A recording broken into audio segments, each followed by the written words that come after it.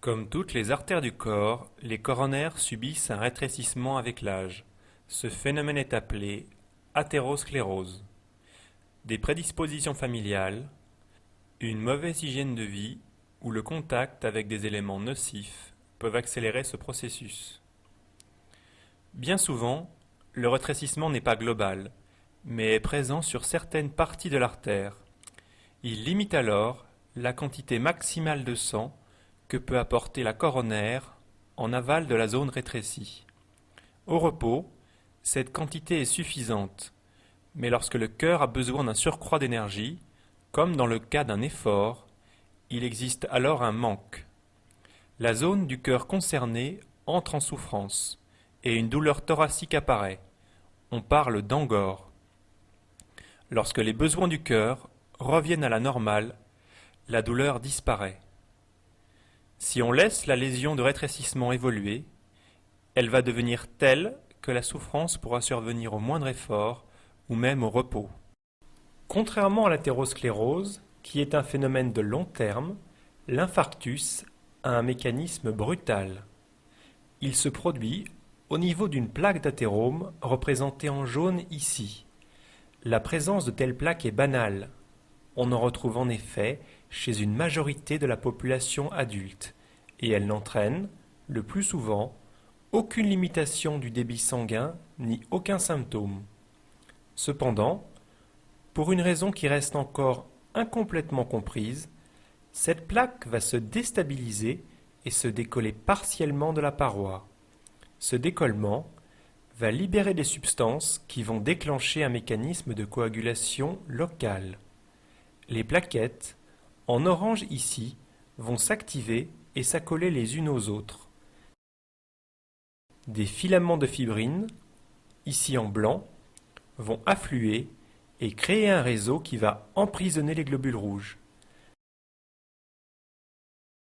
Un caillot se forme alors et l'écoulement du sang dans l'artère est complètement interrompu. Toute la zone du cœur, irriguée par cette artère, entre alors en souffrance brutalement. Elle cause une forte douleur thoracique, continue, présente même au repos. Il faut alors intervenir rapidement pour déboucher l'artère.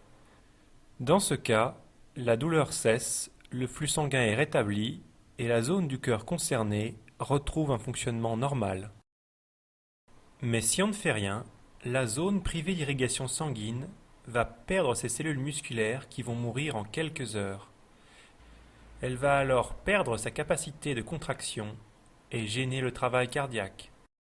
Il est donc très important de connaître l'état des artères coronaires, et pour cela, la coronarographie est un examen de choix. Son rôle peut s'exercer à 3 niveaux. Pratiquée à l'avance, elle permet de dépister les coronaires malades à risque d'angor ou d'infarctus.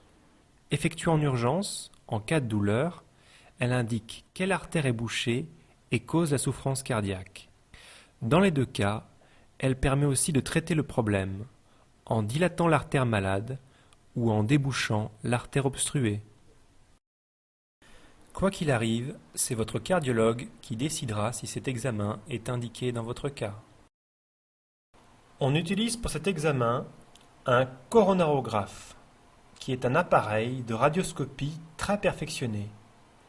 Il donne des images radiologiques animées.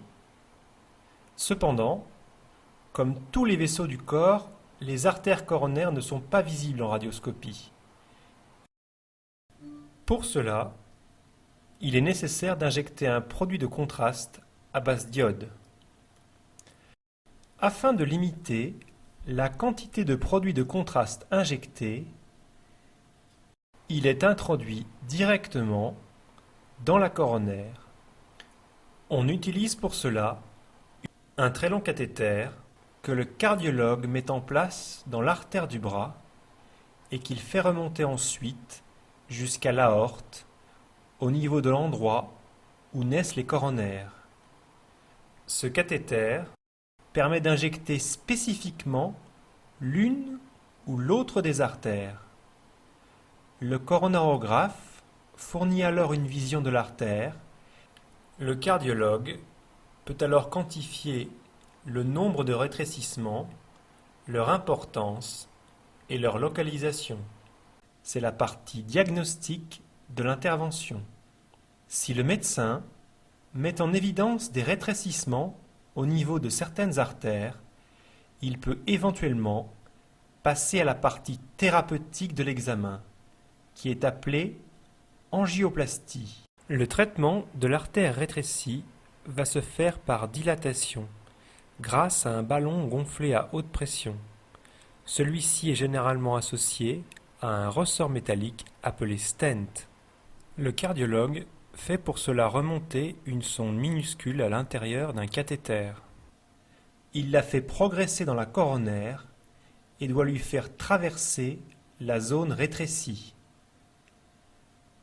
Autour de cette sonde minuscule, il fait ensuite coulisser un ballonnet qui va remonter jusqu'à la lésion. Il est alors gonflé à très forte pression pour faire céder la plaque obstructive. Autour du ballonnet, un petit ressort métallique appelé stent va être appliqué contre la paroi, empêchant l'artère de se reboucher rapidement.